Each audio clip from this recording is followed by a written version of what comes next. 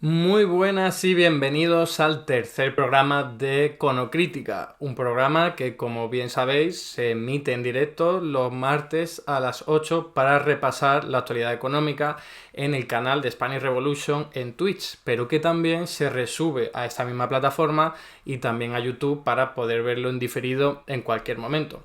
La ventaja de participar en directo y de verlo en directo es que se pueden realizar comentarios, sugerencias, críticas que intentaré abordar en la medida de las posibilidades, de cuántos seamos y de qué tiempo tengamos.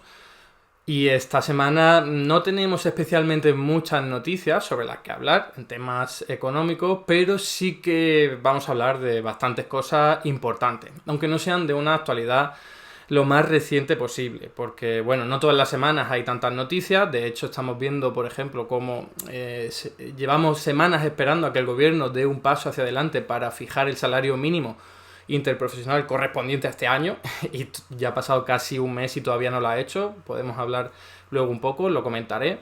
Y más allá de eso, quizás nos hemos enterado de una noticia que tiene que ver con el frenazo previsible en el aumento de los tipos de interés por parte del Banco Central Europeo. Que eso es una buena noticia, teniendo en cuenta que podría ser peor, pero estamos mal en ese sentido, ¿no? Buena noticia porque digo que podría ser peor, ¿no? No porque en términos generales en sí sea algo positivo. Y espero que los problemas técnicos hoy pues hayan desaparecido por completo y si de verdad hay algún cierto retraso como nos encontramos en programas anteriores, pues intentaríamos solucionarlo. Paso a saludar por el chat porque veo que ya hay algunas personas saludando y comentando. Como no, TV Zurda, la persona que siempre está aquí perenne, muy buenas, ¿qué tal? Arwen, saludo yo también. Aquí veo que, bueno, Mick 1967 dice que va a ver si hay un enfoque ameno de la economía en este programa. Espero que te lo parezca. Y si eres nuevo, pues bienvenido, de verdad. Como comento siempre, intento hacerlo lo más pedagógico y comprensible posible, ¿no? Dentro de las limitaciones que tiene la economía y hablar de economía porque es un tema que se presenta muy árido, aunque se suele presentar mucho más árido de lo que en realidad es, ¿vale? Porque hay también intereses por parte de determinados grupos, sobre todo los poderosos, de que la gente no participe democráticamente en la economía. Y te saludo también, por supuesto, ¿no? Bueno, TV has comentado que sigue habiendo un delay, un retraso. A ver, Almería 89 comenta que le va bien por ahora. Mimi, yo lo veo bien y oigo bien. Gracias por el feedback. Si me decís, bueno, Mimi, eres mujer, pues nada, no sé si he usado el masculino a la hora de hablar. Ya sabéis que cuesta mucho, los que estamos acostumbrados a utilizar la variante neutra, cambiarlo, ¿no? Pero hago lo que puedo, hago lo que puedo. Nada, si veis que hay algún problema con los aspectos técnicos, pues me lo decís, intento solucionarlo. Por lo visto parece que de momento va más o menos bien, razonablemente bien. Si no fuera el caso, por favor decidlo, porque trataríamos desde los compañeros de Spanish Revolution y yo, pues tratar de solucionarlo para que el resto del programa, pues la calidad sea mejor, cada vez mejor, ¿no? Bueno, como os comento, esta semana no tenemos muchas noticias, pero bueno, hay una que no he comentado que ha sido muy reciente, que conocimos ayer, pero que yo creo que no merece la pena hablar sobre ello, porque es una noticia que ha dado cierta difusión, el periódico de Financial Times, hablando de que Brasil y Argentina están pensando en lanzar una moneda común para esos dos países, pero también para el arco del sur de Latinoamérica, ¿no?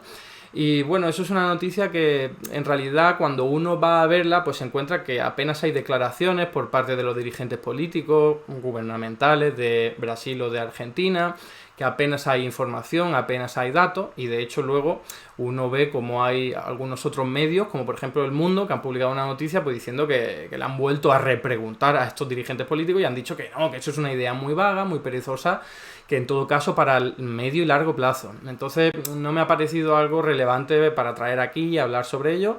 Pero como os digo, si consideráis que os interesa y queréis saber mi opinión o que ofrezca algún tipo de información, pues yo lo haría, ¿vale? Pero en principio mi idea no es hablar sobre un tema sobre el que no tenemos información ni datos, ¿no? Entonces, y que además es más político que económico, también hay que decirlo.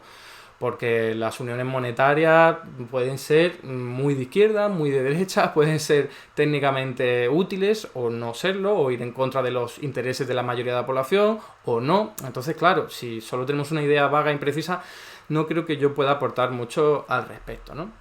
Bueno, vamos a ver el primer tema que quería comentar con vosotros, que es un tema que salió ya la semana pasada, pero justo después de publicar o de emitir este programa, el martes. Lo conocimos el miércoles, que fue... Bueno, en realidad lo conocimos el martes, pero en su momento no me pareció tan importante hablar sobre ello, porque era una información de que el Ministerio de Trabajo cercaba a las Big Four, a las conocidas como Big Four, que son las 4 empresas de consultoría y asesoramiento a empresas que en realidad...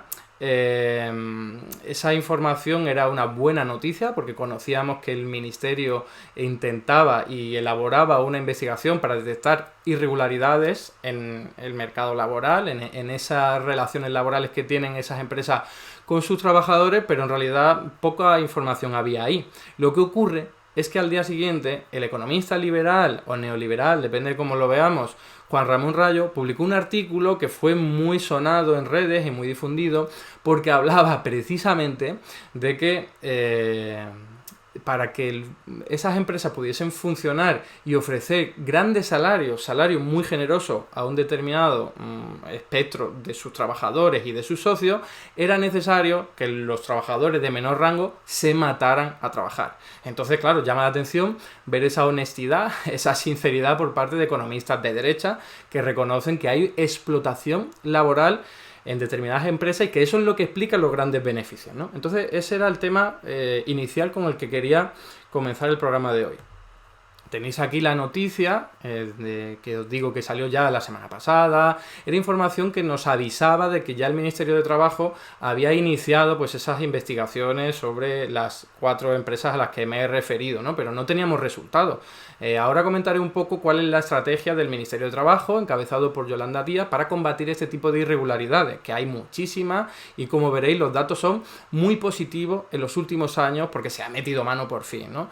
Pero claro, normalmente había quejas por parte de los inspectores y de las asociaciones que tienen que ver con las cuestiones laborales como sindicatos, que decían que los inspectores y sus inspectores dedicaban muchos esfuerzos a las pequeñas y medianas empresas y no tanto a las grandes, por cualquier motivo, pero eso es, como os digo, una queja o una crítica generalizada. Entonces vemos con esta noticia que al menos este ministerio se lo toma en serio y yendo a por las grandes empresas muy conocidas internacionalmente, y eso, como digo, pues es algo relevante, algo positivo para demostrar que las grandes empresas no se van a librar de esa investigación para ver si se están respetando las legislaciones laborales, francamente y simplemente eso, ¿no?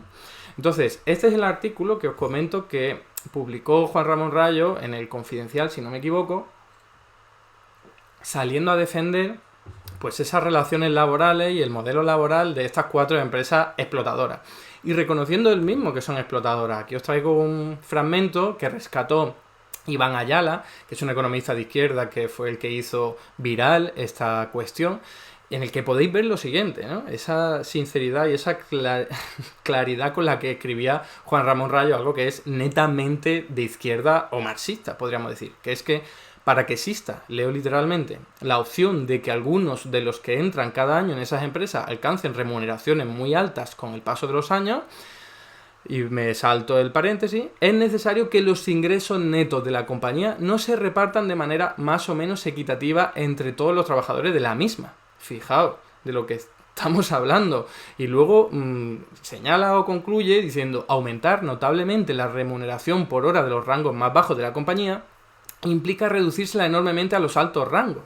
¿Veis? Esto es lo que os comentaba.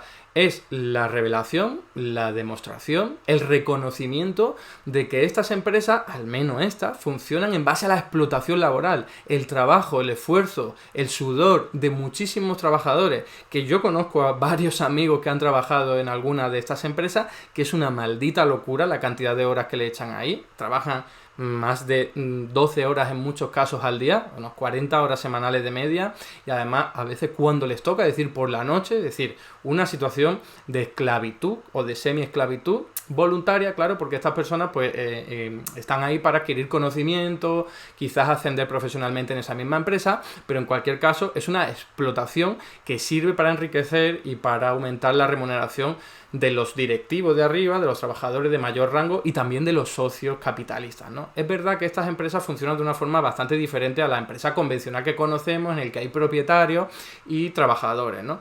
Pero en cualquier caso, y esto le ha servido a Juan Ramón Rayo para contraargumentar que en realidad no hay explotación marxista, ¿no? Que la típica del conflicto capital-trabajo, pero en realidad sigue siendo una explotación. Da igual que los socios sean capitalistas o no, ¿vale? Da igual que haya directivos que sean asalariados en su nombre, pero si tienen remuneraciones muy elevadas porque hay gente que está trabajando mucho y cobrando poco, eso es explotación. Y esas formas de explotación laboral se han ido teorizando a lo largo del tiempo. En su época Marx no la teorizó apenas porque no había modelos laborales desarrollados, entonces no podía hablar sobre algo de lo que no existía. Pero en la actualidad sí hay muchas formas de conflicto capital-trabajo en el que forma parte de la parte empresarial no necesariamente es el propietario. En cualquier caso, esto es el reconocimiento por parte de gente de derechas y economistas de derechas muy conocidos de que existe la explotación, algo que en realidad venimos repitiendo desde hace muchísimo tiempo y nos viene bien que hablen de este tipo de cuestiones para darnos la razón, ¿no? Bueno, paso un poco por el chat para ver qué estáis comentando, aparte de que hay gente llegando. Saludos, Juancar, from Spain. Comenta Lumpes Burgués que Rayo siempre la calle del capital, y esto es algo más que evidente, ¿no? Yo creo que a nadie se le escapa que los economistas como Juan Ramón Rayo o Daniel Lacalle, pues a pesar de que a veces digan, no, si yo hablo de economía no soy ni de izquierda ni de derecha, ¿no? Sobre todo más en Rayo, en realidad da la casualidad de que todas sus prescripciones políticas pues favorecen a la derecha, ¿no? Eso es casualidad para una persona que no se considera de derecha. Buenas noches por aquí, que ya no se ve por la calle, lamentablemente, sí, en este hemisferio norte y en esta parte del planeta. Y bueno, aquí gracias a TV Zurda por linkear la noticia para que la gente que no lo conocía la pudiera ver. Y bueno, aquí hay algunos... Me alegro de que me hayáis hecho feedback de que aquí se ve bien. Aunque hay alguna persona que nota un pelín de retraso, vale, bueno, en general parece que va bien. Bueno, yo que me alegro de este nivel de emisión, ¿no? En la calidad de la emisión. A ver, voy a seguir porque veo aquí comentarios con los que entraría en otro tipo de cuestiones y no me interesa. Voy a continuar porque hay ciertas noticias que están muy relacionadas con lo que estamos hablando, ¿vale? Estamos hablando de que el Ministerio de Trabajo está investigando, en este caso a grandes empresas, para ver si se está vulnerando la legislación laboral y, por lo tanto, en caso de identificarlo, sancionar a las empresas y poner en mejores condiciones laborales a todas aquellas personas afectadas, normalmente trabajadores, evidentemente, pero no solo, ahora veremos otros casos. Entonces os traigo también una noticia que nos habla, es una noticia reciente, también del diario.es, que nos habla de la estrategia de la inspección laboral que ha cometido el Ministerio de Trabajo desde que está Yolanda Díaz a la cabeza, ¿no? Aquí tenéis el titular: la jornada de trabajo es uno de los mayores focos de abuso, con casi 14 millones de euros en multa en 2022. Fijaos de lo que estamos hablando, 14 millones en multa a empresas que han vulnerado la jornada de trabajo legal, ¿vale? ¿Cuánto es esto? ¿Es mucho? ¿Es poco? Pues he ido a mirar los datos de antes de la pandemia y esos 14 millones de euros se convertían en 6 millones de euros. Es decir, que se están revelando, al menos en términos de multa, más del doble de infracciones de jornada laboral.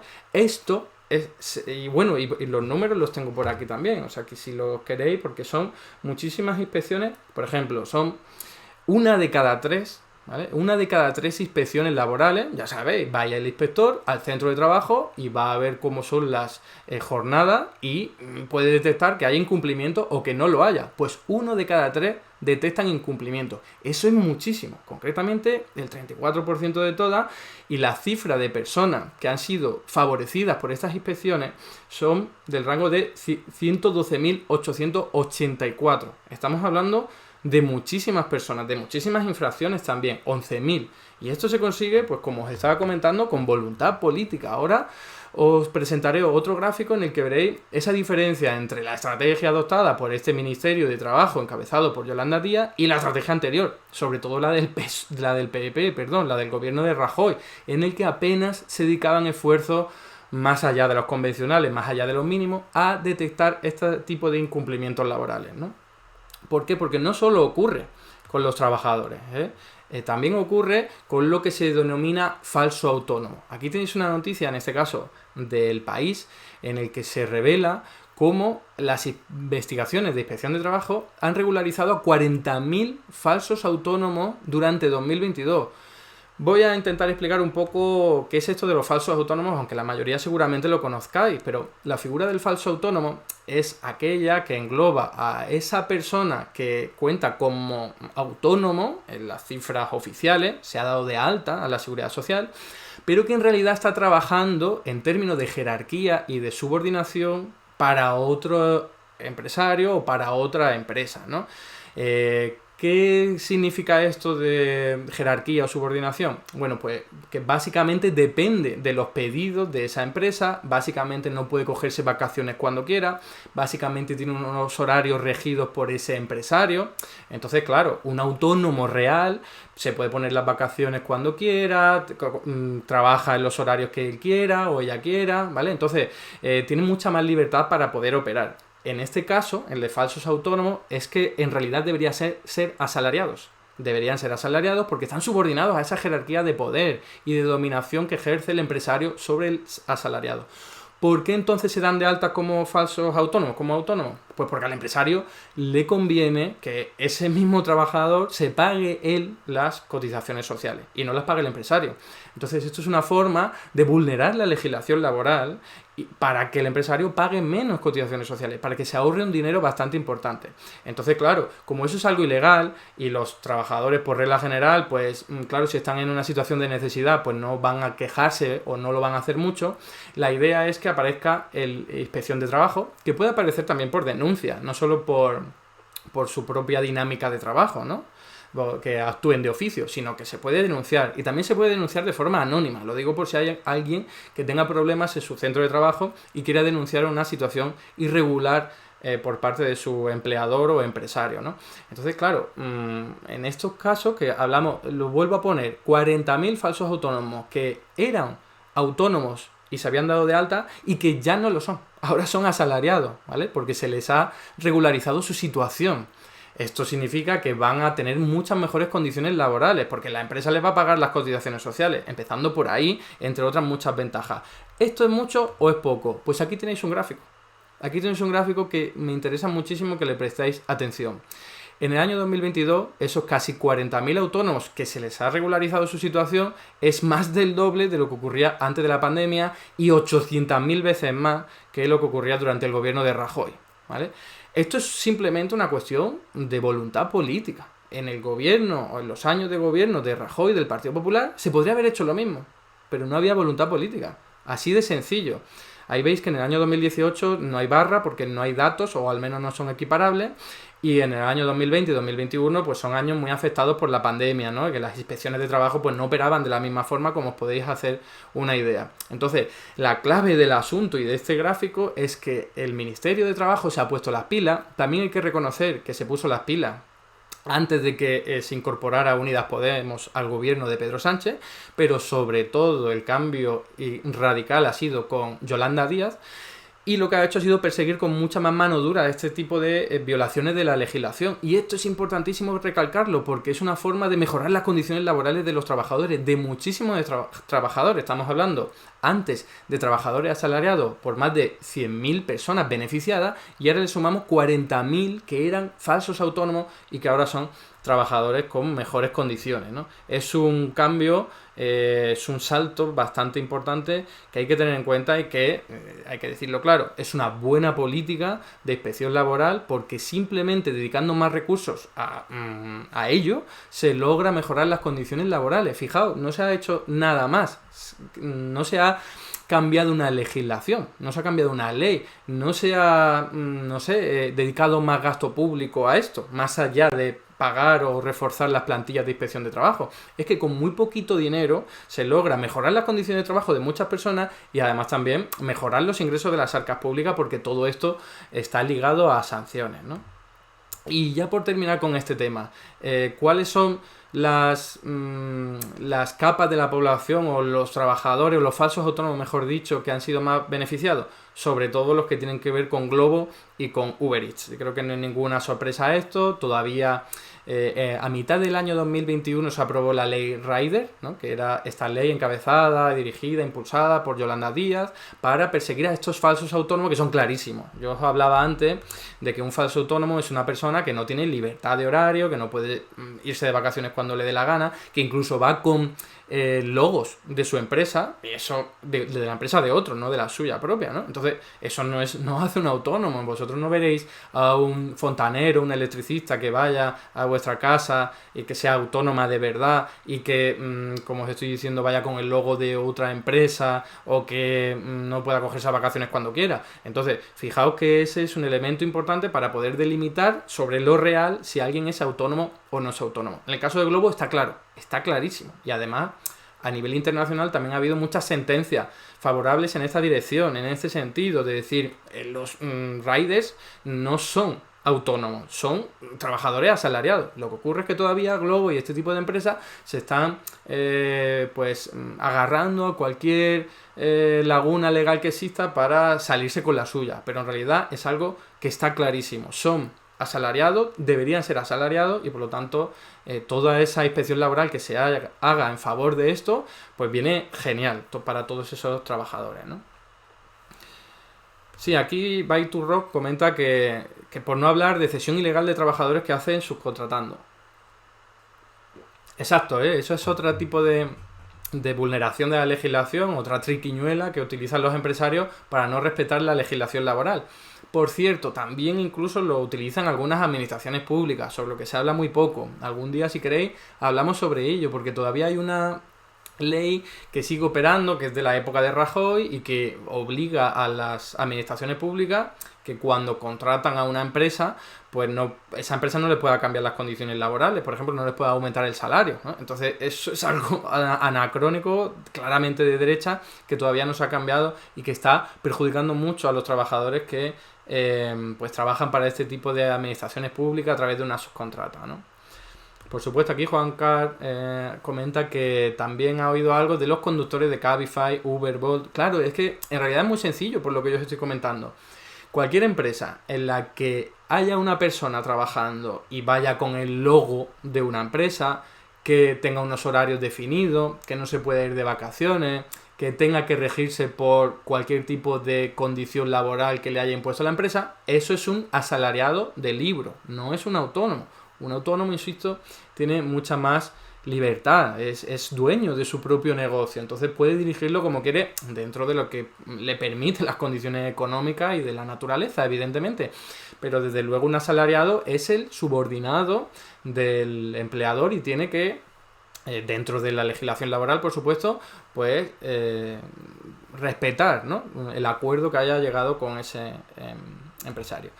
De nuevo, gracias TV Zurda por poner aquí el link de las noticias, espero que a alguien le sirva. Yo no lo he comentado, pero siempre al final de la emisión dejo todos los links, ¿vale?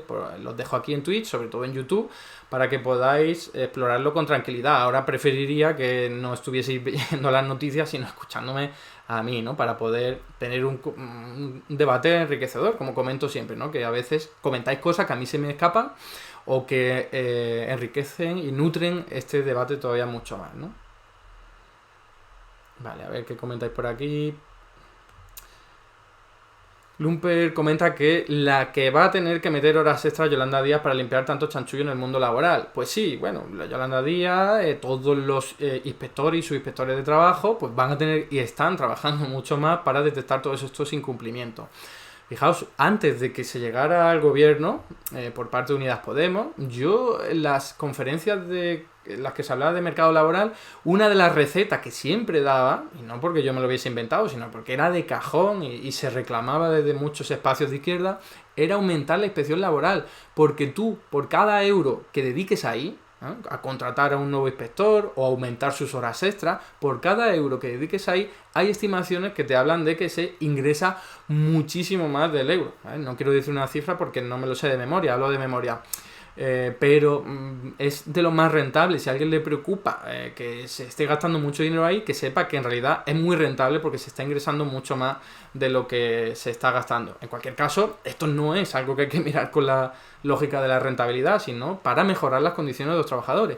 Y es muy importante hacer esto durante varios años, como se está haciendo, salvo estos 2 años de la pandemia, que aunque no fueran menos que en los años anteriores, que en el año 2022 o 2019, donde no había pandemia, cuando no había pandemia, fijaos que muchísimo más, al menos en el caso de la inspección de los falsos autónomos, que en los años del gobierno de Rajoy, donde prácticamente no se hacía nada por voluntad política, había mucha impunidad, se sabían impunes.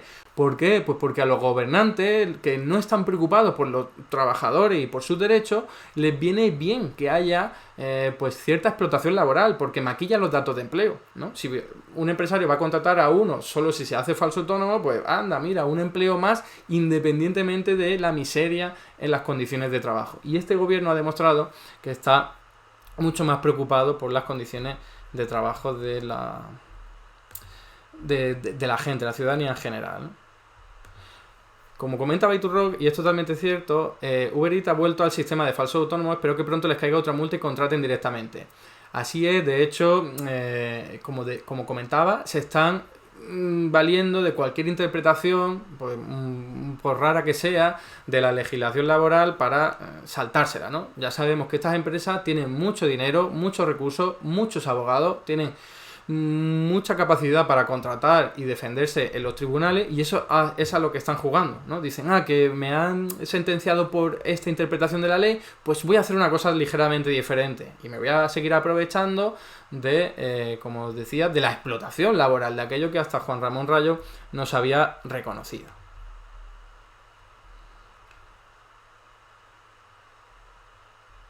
A ver, que sigo leyendo por aquí. Pocos me parecen, se comenta por aquí, comenta Caripa. Puede ser, no lo sé, no sabría decirlo. Desde luego, en comparación con los años anteriores, son muchos. Y eso es algo por lo que van a gloriarse, ¿no? Y estar contentos. Jefes explotadores, se comenta por aquí. Sin ninguna duda, ya comenté en otro programa que hay personas que llaman a este tipo de empresarios empresaurios, ¿no? Porque están al fin y al cabo devorando y arrasando con los derechos laborales de sus subordinados, ¿no? Sí, bueno, como comenta Hajed Labs, o como se diga, que siempre os ponéis nombres muy raros aquí en Twitch, lo del logotipo en sí no es una razón para ser un falso autónomo. Puede acordar hacer un proyecto conjunto y unificar la marca. Claro que sí, no tomé de forma literal lo que he dicho, sino que son muchos elementos que te hacen sospechar que ahí no hay una relación de autónomo y empresa, sino que hay una relación de asalariado y empresa. Que lleves el logotipo per se no indica que seas un asalariado, pero sí te da una pista de por dónde pueden ir los tiros, porque es muy raro que un autónomo pues vaya a llevar el logo de otra empresa si en realidad no tienen una relación laboral, como os comentaba, de empresario-trabajador. Y sí, aquí por comentar lo último antes de proseguir, comenta Juan Car que se ha tenido mucho miedo e ignorancia por parte de los trabajadores para denunciar, pero afortunadamente ya vamos espabilando, ¿no? A ver, sí, que se me ha ido el... ¿Dónde está? Aquí. Se me había ido el comentario, perdón. Efectivamente, yo por eso he hecho referencia a esa llamada a denunciar. Hay que denunciar en cualquier situación en la que se comete una irregularidad de vulneración de la legislación. Hay que denunciar. Yo sé que es súper complicado porque se está jugando con el pan de la gente, pero insisto en que también se puede denunciar de forma anónima. Yo conozco un caso en el que denunció de forma anónima, que es un procedimiento más lento, todo hay que decirlo, menos garantista incluso, que te puede dar menos resultados beneficiosos, pero pueden funcionar si de verdad se llevan a la práctica. Entonces, cualquier posibilidad que tengáis para denunciar, hay que hacerla, porque aunque sea anónima para que no te puedan señalar, es una forma de no solo beneficiarte tú y que mejoren tus condiciones laborales, sino también que mejoren las condiciones laborales de tus compañeros y del resto de la clase trabajadora. Por lo que decía, cuanto más tiempo se esté investigando y sancionando estas prácticas, pues más rápido los empresarios dejarán de ser empresarios y dejarán de vulnerar sistemáticamente la legislación laboral, porque esto me recuerda a antes, ¿no?, de que este gobierno llegara al Ejecutivo, ¿no?, y que Unidas Podemos estuviera en el Ejecutivo, que se comentaba cómo puede haber tanta economía sumergida en España, cómo puede haber tanta precariedad, tanta explotación laboral. Pues en parte por eso, ¿no? Más allá de que tengamos un paro estructural muy alto, que desanima a la gente a protestar y a reivindicar sus derechos, también es que, claro, si hay unos empresarios que lo que están haciendo es aprovecharse del trabajador y que no hay una protección por parte del Estado y de la inspección laboral, pues todo muchísimo peor, ¿no?, que otros países.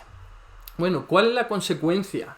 O una de las consecuencias de que se haya arremangado el gobierno y esté persiguiendo de una forma mucho más decidida este tipo de fraude laboral.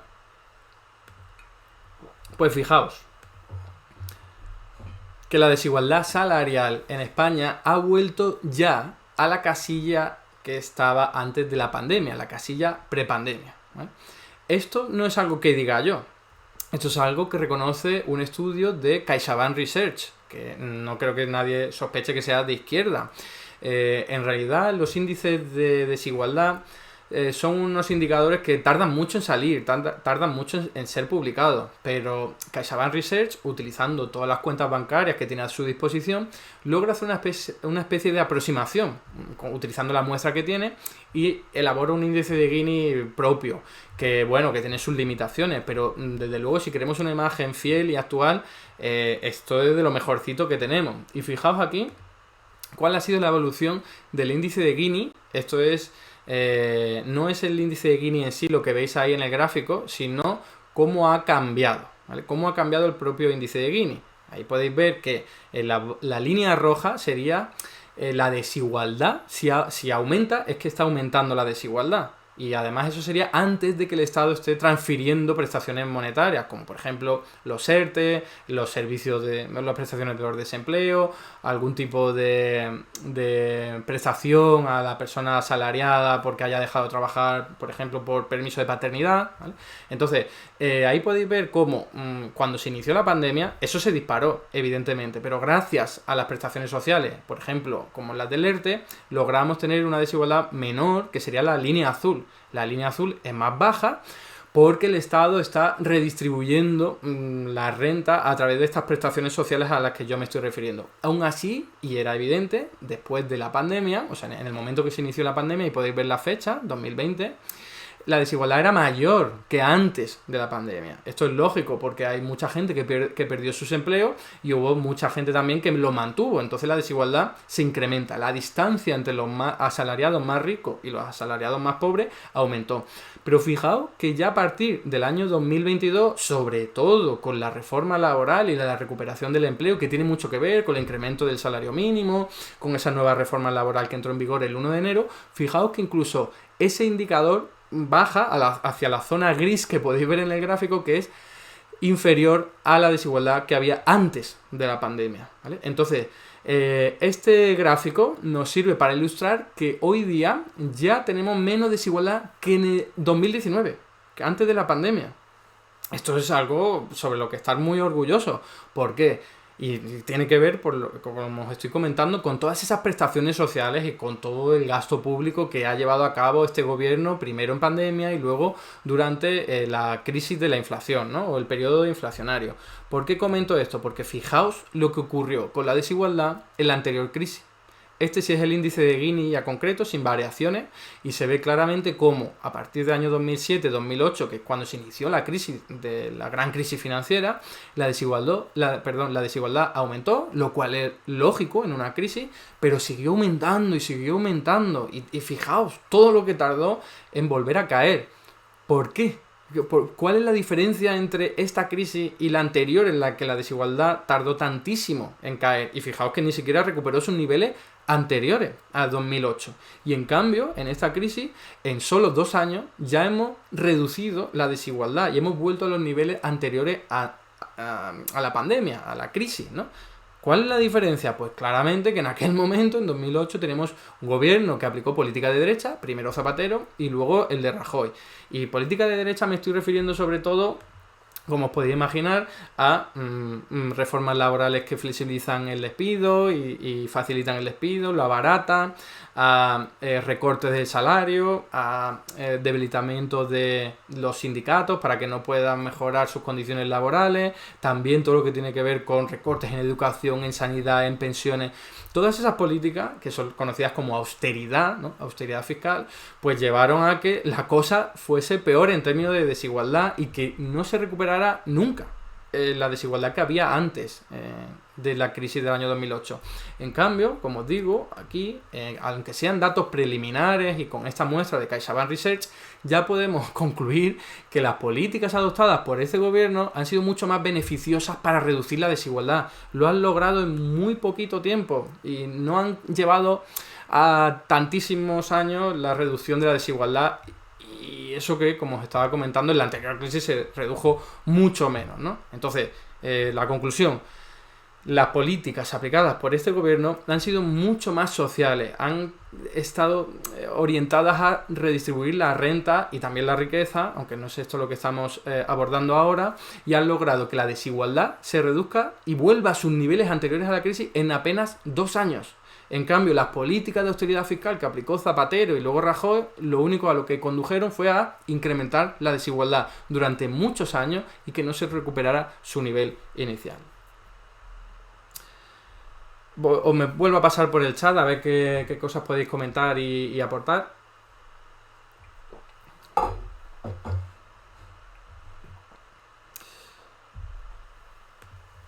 A ver, Juan Carlos vuelve a comentar y dice lo siguiente: hay muchos oficios deficitarios de personal por la precariedad laboral y los bajos salarios, sobre todo en el sector de servicios.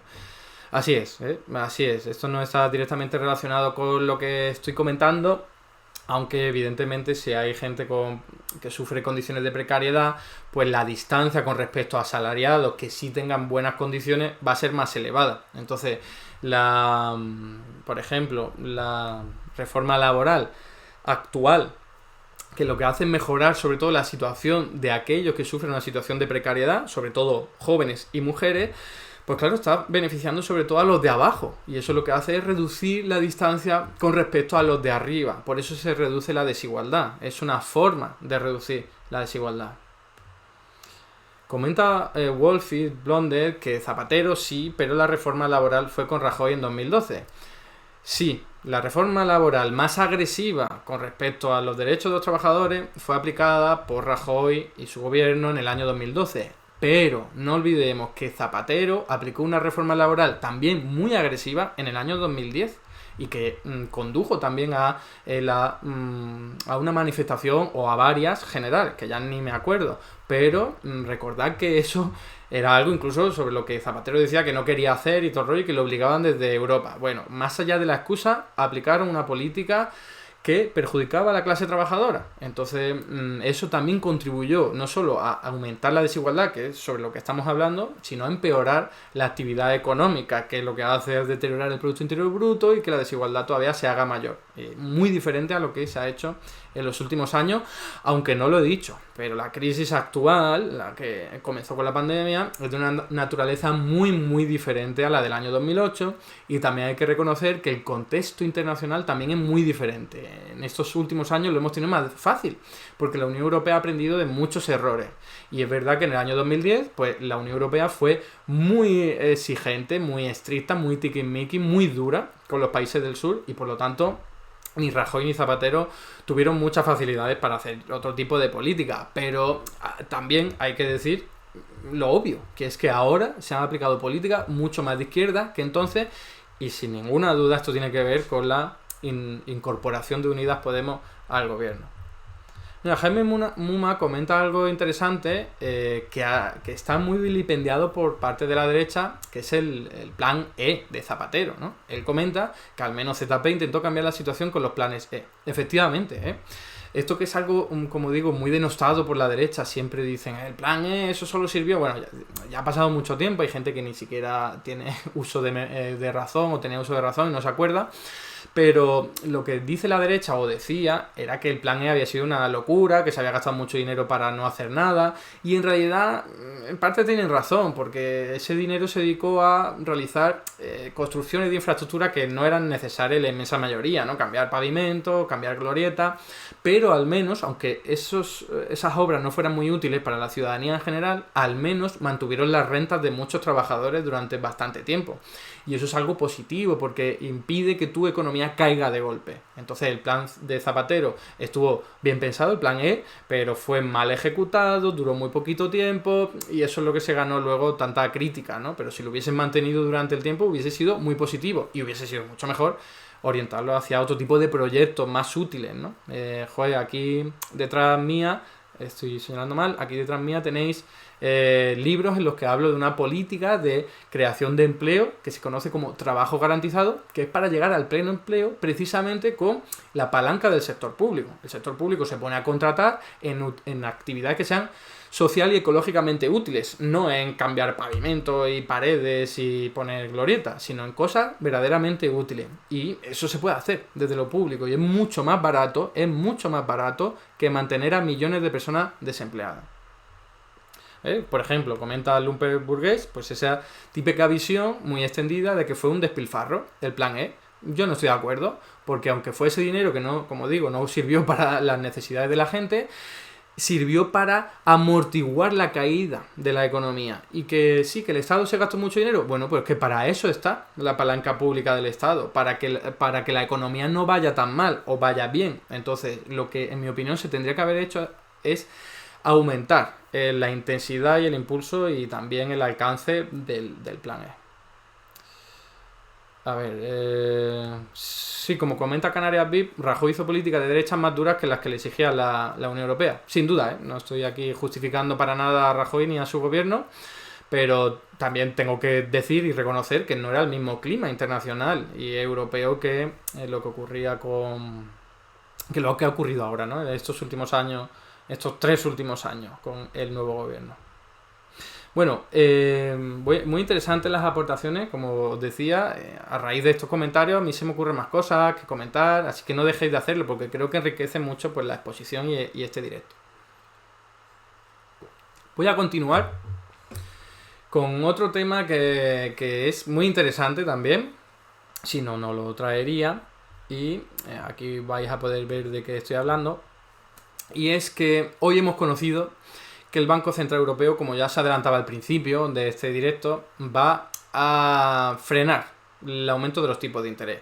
O al menos, porque esto es todo del terreno de la especulación, va a pensarse muy seriamente en el frenazo del aumento de los tipos de interés. ¿Qué quiere decir esto? ¿Que mañana va a bajar los tipos de interés? No.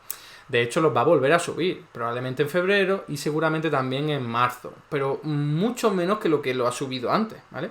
Os recuerdo que el tipo de interés oficial que maneja el Banco Central Europeo es, por así decirlo, el precio del dinero, aunque hay mucho conflicto a la hora de definir esto, pero eso puede servir, y que afecta también a todos los demás tipos de interés que existen en el mercado. Por ejemplo, el Euribor. El Euribor es el tipo de interés que utilizan los bancos para prestarse dinero entre ellos, para prestarse reservas bancarias. Dinero entre ellos, podemos decir. Entonces, ¿qué pasa? Que si el Banco Central Europeo aumenta los tipos de interés, como lo va a volver a hacer, pues el Euribor volverá a aumentar. Y por lo tanto, las hipotecas de tipo variable serán más caras y por lo tanto, endeudarse para adquirir un préstamo o adquirir un electrodoméstico, vehículo o invertir en tu empresa también va a ser más caro.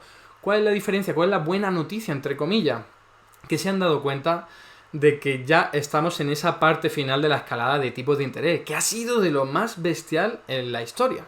Aquí os traigo un gráfico para que podáis ver que en esta última escalada de tipos de interés, estoy hablando en todo momento del oficial por parte del Banco Central Europeo, que empuja a su vez, como se estaba comentando, pues otro tipo de intereses, como otro tipo de interés, como el Euribor, pues se ha disparado a unos niveles no vistos nunca en la historia. Es verdad que en el Banco Central Europeo pues la historia no es muy larga, pero fijaos que si lo comparas con cualquier otro momento, ahí lo podéis ver en el gráfico, en el que hayan aumentado los tipos de interés, lo han hecho siempre a una velocidad más lenta de lo que lo han hecho en esta última ocasión. Aquí tenéis otro gráfico en el gráfico en el que quizás esto se vea mejor. Porque todos esos momentos en los que se ha aumentado el tipo de interés parten desde el segundo cero, y ahí podéis ver como el que sube más rápido es la barra amarilla, que es la de 2022, ¿no? Es la que nos afecta actualmente. Es una muestra de que actualmente en esta crisis se ha estado aumentando el tipo de interés a una velocidad tremenda, nunca vista en ningún otro momento en el que los bancos centrales, o en este caso el Banco Central Europeo, haya aumentado este indicador de referencia. Y van a parar, van a frenarlo al menos, van a ir algo más lento subiéndolo, y muy probablemente, y esto es una apuesta que además hice en el primer programa de Econocrítica del año, que fue hace apenas 2 semanas, que en algún momento de 2023 es muy probable que veamos los tipos de interés bajar y que se den cuenta de que ya no es necesario seguir aumentándolo. Voy a ofrecer una pequeña explicación de por qué el Banco Central Europeo aumenta los tipos de interés y por qué lo ha hecho de esta vez tan rápido.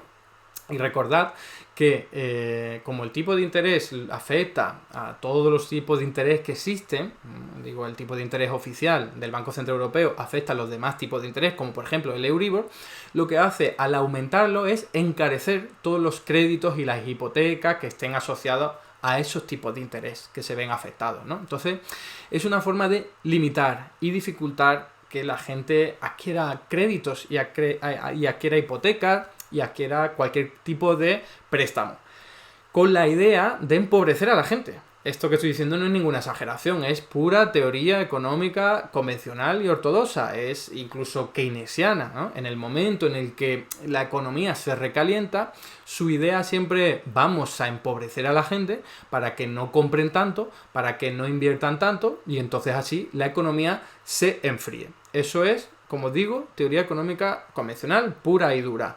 ¿Cuál es el problema gigantesco, grave de este pensamiento? Que la inflación actual no tiene nada que ver con que la economía esté recalentada, no tiene que ver con que la gente esté en pleno empleo y consumiendo mucho y gastando mucho, no tiene que ver con eso. Como he explicado en tantísimos vídeos en mi canal de YouTube, y aprovecho para referenciaros algunos de aquellos vídeos, algunas exposiciones al respecto. La inflación en el año 2021 empezó a originarse en un momento en el que la economía internacional se puso en marcha después de la pandemia, lo que generó muchos cuellos de botella, y eso lo que hace es elevar el precio de esos productos, y luego a partir de marzo de 2022, con la guerra de Ucrania, como todos sabemos, que disparó los precios concretamente de los hidrocarburos y de los alimentos.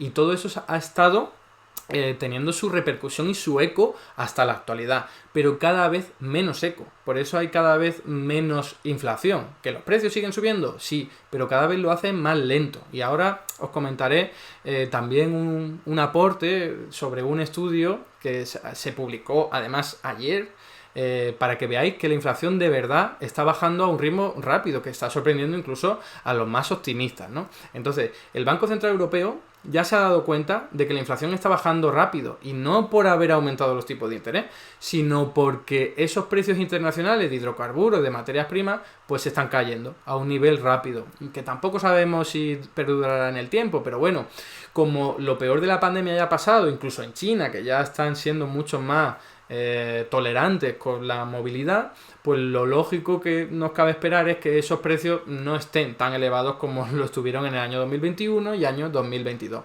Entonces eso es lo que va a explicar que la inflación se modere y dé un respiro. Entonces eso lo sabe el Banco Central Europeo. Entonces ya ha empezado a prever el futuro y decir: vamos a seguir aumentando el tipo de interés porque todavía nos preocupa la inflación, aunque su análisis y diagnóstico esté totalmente equivocado, como os estoy diciendo, porque encarecer los créditos, empobrecer a la gente, ¿no? La gente que está pagando hipotecas a tipo variable ahora tiene menos dinero en su bolsillo para dedicarlo a otro tipo de compras.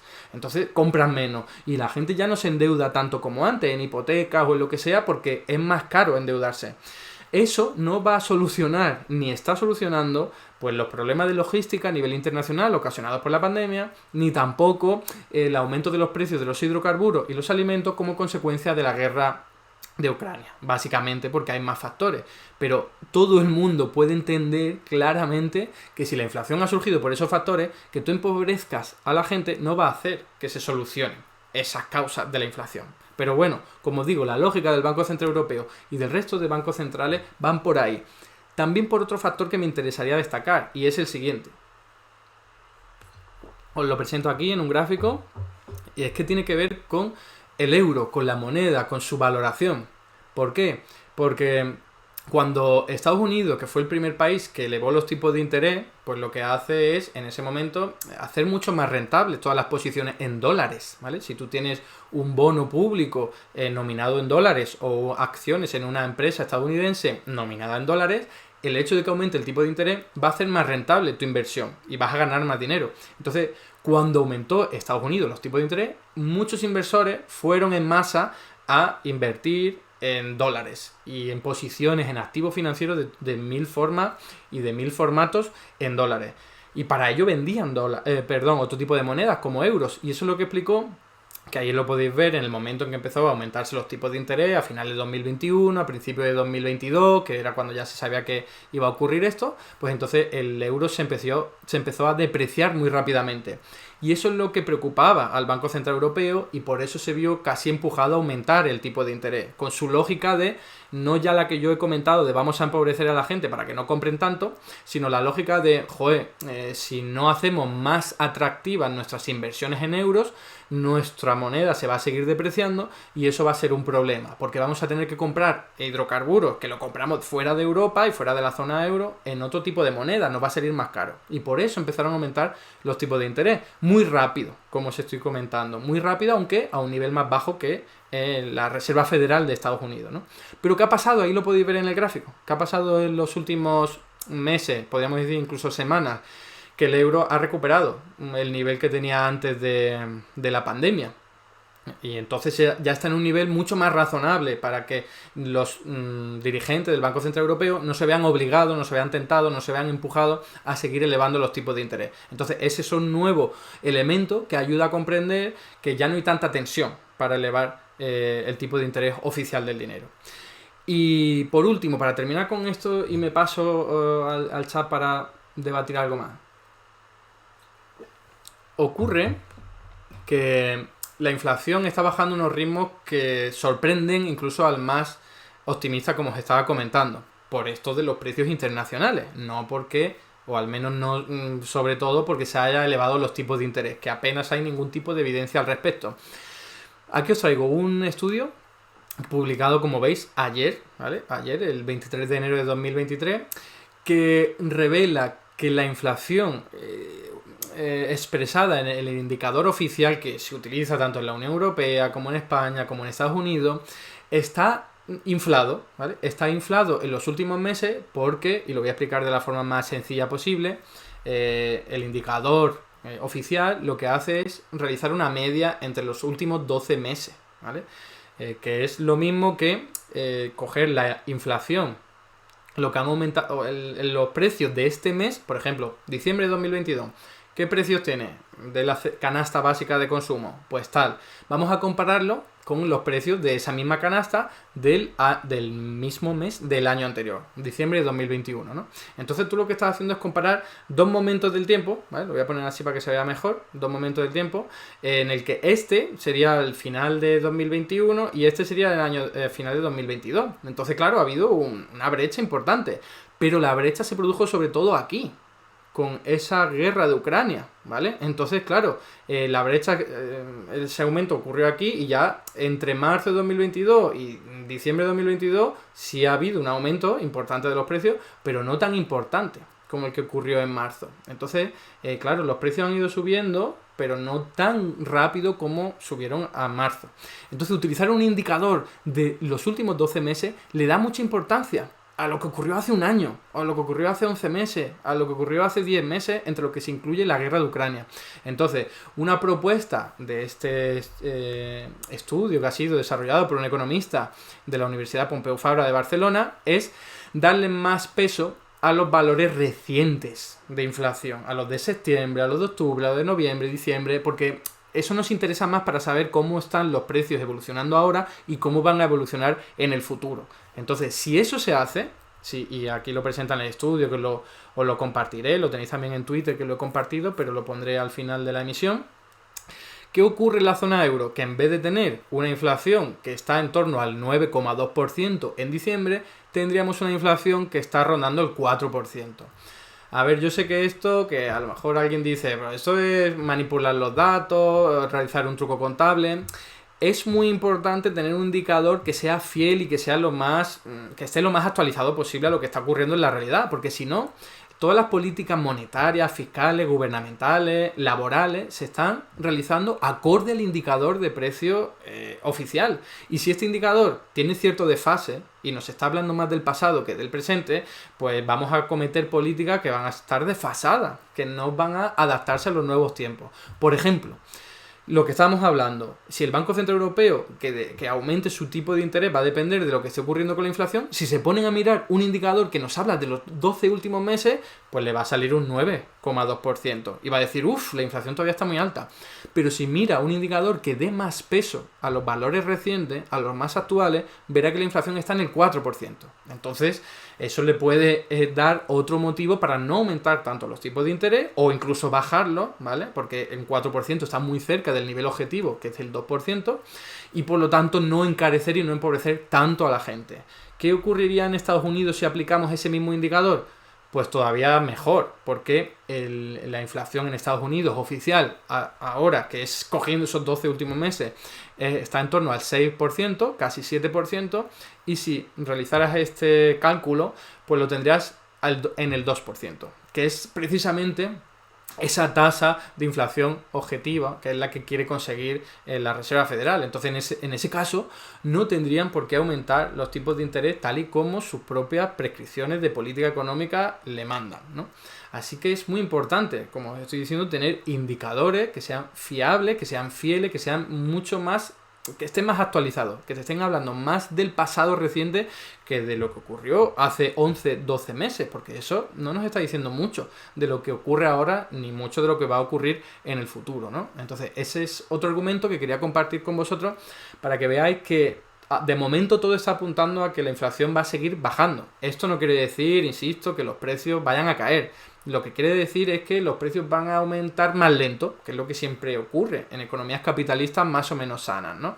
Y ya podríamos hablar, si queréis, de que hay determinados alimentos o determinados productos en los que sí, los precios se están disparando, vale, pero cuando coges el indicador de todos los productos, se están moderando muy rápidamente y eso debería hacer pensar al Banco Central Europeo que no necesita aumentar tan rápidamente los tipos de interés o que incluso podría pensar en bajarlos, ¿no? Bueno, aquí tenéis, me paso por el chat a ver qué estáis comentando. The King's Lizard comenta que la economía capitalista es una estafa. Pues evidentemente, es una estafa para la clase trabajadora, para la mayoría social, y un lujo, un privilegio y un negocio clarísimo para los de arriba, para los capitalistas y la clase adinerada, ¿no? Bueno, aquí comenta Lumper Burgués que cuánto negociete se ha hecho y se está haciendo con la excusa de la guerra de Ucrania. Pues totalmente, ¿eh? Yo creo que la parte más visible podría ser la de las armas, ¿no? Yo creo que todo el mundo somos conscientes de que los estados han dedicado muchísimo dinero, ahora han aumentado sus presupuestos para las armas, se ha disparado en bolsa, están haciendo negocios a expuertas con dinero público para crear cosas que van a matar a gente, o sea que es una vergüenza, pero en mi canal de YouTube tenéis también algunos vídeos en los que me centro en otro tipo de estafa que se está realizando a través de la guerra de Ucrania, que es la especulación financiera sobre los alimentos. La especulación financiera sobre los alimentos es bestial, es algo de lo que casi nunca se habla. Estamos hablando de que tiburones financieros utilizan su dinero y también el dinero de la gente que lo ha puesto en un banco, en un fondo privado de pensiones, en un fondo de inversión, y dice, tú rentabilízamelo, ¿no? Capitalízamelo, y ya dentro de un tiempo ya obtendré mi dinero. Pero lo que no sabe es que se utiliza para especular con materias primas, como alimentos, como hidrocarburos, como petróleo. Luego a esa misma persona, que a lo mejor sí gana más dinero por esa inversión, el banco llega y le da más dinero, pero por el otro lado le está aumentando el precio de la gasolina que necesita depositar en su coche, o le está aumentando el precio de la leche o del aceite que tiene que ir a comprar en el supermercado. Así que la especulación financiera es una barbaridad, es algo totalmente abominable que se haga, sobre todo con productos básicos como la alimentación y los hidrocarburos, la energía, ¿no? A ver qué hay por aquí. Así es, intentando destruir la Unión Europea desde dentro. Pues no sé muy bien a qué te refieres, Jaime, pero... Bueno, aquí Jaime también comenta que bajan el IVA de algunos alimentos y voy al súper el primer día de bajada y hay alimentos básicos que no bajan. Resultado, roba el IVA del empresario. Por eso el PP lo exigía tanto.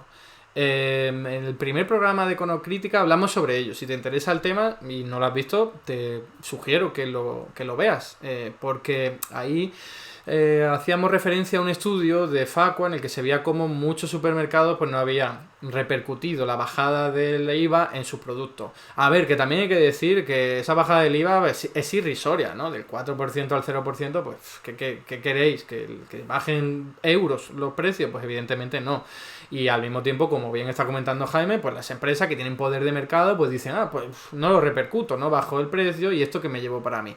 Por eso, la solución más eficiente no era reducir el IVA, aunque no es mala, ¿vale? Hay gente que dice, reducir el IVA de los alimentos es malísimo. Yo no pienso así. Yo creo que en una situación excepcional como esta, reducir el IVA ayuda, echa un cable. Sobre todo, claro, si controlas a las empresas, las supervisas y las vigilas para que no se queden esa parte que se ha bajado del IVA.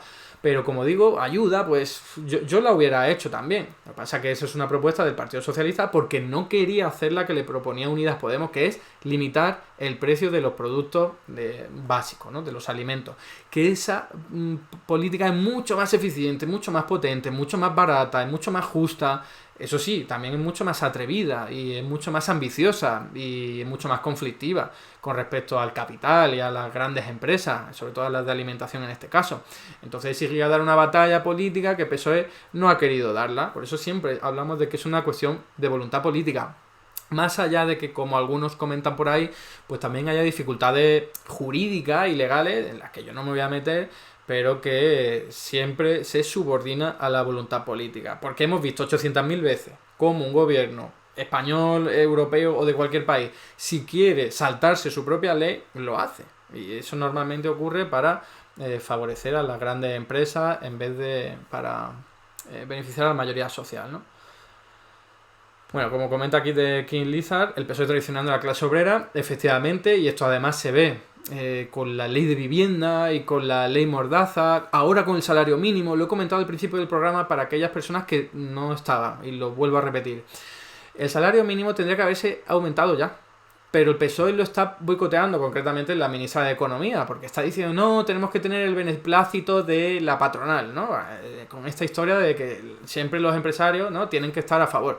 Pero es que la patronal no quiere porque la recomendación y lo que, por ejemplo, quiere Yolanda Díaz y el Ministerio de Trabajo es aumentarlo en torno al 8%, que es lo que han aumentado de media los precios en este último año, ¿no? Pero eso no quiere la patronal habla de aumentar el salario mínimo un 4% y el PSOE está ahí boicoteándolo, retrasándolo, tarde o temprano lo tendrán que hacer. Pero, joder, que estamos ya casi en febrero y no se ha hecho. Y es el salario mínimo de 2023, que ya estamos en 2023. Casi vamos a llegar al segundo mes de 2023. Y casi todos los países de nuestro entorno han aumentado ya el salario mínimo. ¿Por qué aquí no? El PSOE, como siempre. Por no hablar de la ley de vivienda, de la ley de la Mordaza, ¿no? Y 800.000 más. Mira, aquí comenta Juan Car, dado al menos una propuesta, Me gustaría, Eduardo, que un día hablara de la CNMV, la Comisión Nacional del Mercado de Valores, y su pasteleo regulando el buenismo empresarial. Muy interesante, tomo nota, si veo que hay alguna noticia de actualidad, ¿no? Porque siempre mi intención es hablar de lo más reciente, para que no perdamos pues ese hilo de la actualidad, pues lo podría comentar, ¿vale? Que hay muchas cosas interesantes a comentar ahí, así que te agradezco la sugerencia. Vale, comenta aquí Jaime que lo de destruir la Unión Europea de dentro se refería a Putin y su financiación a todas las ultraderechas europeas. Vale, imagino que estaríais hablando por ahí por el chat, yo no lo había visto. Pues efectivamente, también como es un tema más de político que económico, no creo que pueda yo aportar gran cosa ahí. A ver... Y otro día, comentas de King's Lizard, tienes que hablar de los planes privados de pensiones. Sobre esto voy a hablar seguro, porque me lo he trabajado mucho durante mucho tiempo y tengo bastante información y controlo el tema. Y ya he escrito varios artículos recientemente sobre a los que os mando, si os interesa el tema. Normalmente lo escribo en público, pero también en el diario.es. Y mi conclusión es que son una estafa impresionante, pero es que esto hasta lo reconoce gente de derecha, como por ejemplo Juan Ramón Rayo, ¿no? Entonces, planes privados de pensiones, Satanás, alejaos de ello. Si conocéis a alguien que tenga un plan privado de pensiones, decidle que ni se le ocurra, aunque esté pensando en tener dinero, que es una estafa, que es una forma de que se lucre el banco a nuestra costa. Bueno, voy a ver el último comentario, ya seguimos. Claro, aquí Regal57 comenta, pues ya sobre los supermercados públicos como que lo vamos dejando. Efectivamente, porque el PSOE por ahí no va a pasar. Me atrevería a decir que no sé si Unidas Podemos en general pues está por la labor de ello, porque es algo bastante rompedor con lo que hay actualmente. Pero sería fundamental tener supermercados públicos. Es que todo lo que, en mi opinión, alguien podría decir que comunista, pues sí, la verdad, tener controlados, nacionalizados solamente, al menos los sectores más básicos para la economía y para la vida, pues es fundamental, que sirvan al interés general, no unos pocos, y que con algo como es la comida y los alimentos no se puede hacer negocio, es que es algo tan básico y sencillo como eso. Pero claro, en este sistema económico capitalista, decir eso es muy fuerte. Bueno, pues voy con la última cuestión que quería traeros hoy aquí, antes de terminar el directo. Y es, el Producto Interior Bruto está subestimado, ¿vale? Esto no es algo que lo diga yo. Esto es algo que lo revelan multitud de datos y de información, de estimación, y lo voy a tratar de argumentar. Es un tema que puede parecer árido, pero no lo es. ¿Y por qué traigo esto? Porque el PIB, el Producto Interior Bruto, que es un indicador macroeconómico que sirve para cuantificar monetariamente la riqueza de un país o la producción, ¿por qué lo traigo? Porque la derecha no deja de dar la tabarra con esto. Habréis escuchado 800.000 veces que España, que sí, que tiene a lo mejor ahora mismo la tasa de inflación más baja y que el empleo va bien, pero siempre dicen, es que todavía no ha recuperado el Producto Interior Bruto anterior a la pandemia. Son muy pesados. Yo en cada tuit que pongo, aparte de todos los insultos que suelo recibir por parte de los maleducados de derecha y gente iletrada, pues uno de ellos suele ser, pero España tiene un Producto Interior Bruto que no lo ha recuperado todavía, que no ha recuperado todavía el anterior a la pandemia, mientras que el resto de países de nuestro entorno sí, ¿vale? Y esa apreciación es cierta si uno va a ver los datos oficiales. ¿Cuáles son los datos oficiales? Aquí lo tenéis. El Producto Interior Bruto, el que elabora el Instituto Nacional de Estadística, que luego se lo pasa a la Oficina de Estadísticas Europea, pues cuando tú lo analizas, pues ves que el de España todavía no ha recuperado su nivel anterior a la pandemia, ahí lo podéis ver, en la línea negra todavía no está en el nivel en el que estaba antes de la pandemia, en 2019, ¿no? Ese punto 100 como punto inicial. Y en cambio otros países, como Grecia, como Portugal, como la media de la Unión Europea, pues sí lo han recuperado, sí han recuperado los niveles anteriores a la pandemia y además casi que algunos en 2021 en vez de 2022. Entonces, Esto es un argumento muy utilizado por la derecha o por gente normal también, quiero decir normal, que no están politizados hacia la derecha, que dicen, oye, pero es que algo tiene que haber que esté haciendo mal el gobierno o algo tiene malo en la economía española, que todavía no hemos recuperado el Producto Interior Bruto anterior a la pandemia. ¿Cuáles suelen ser los argumentos que se utilizan, las sospechas?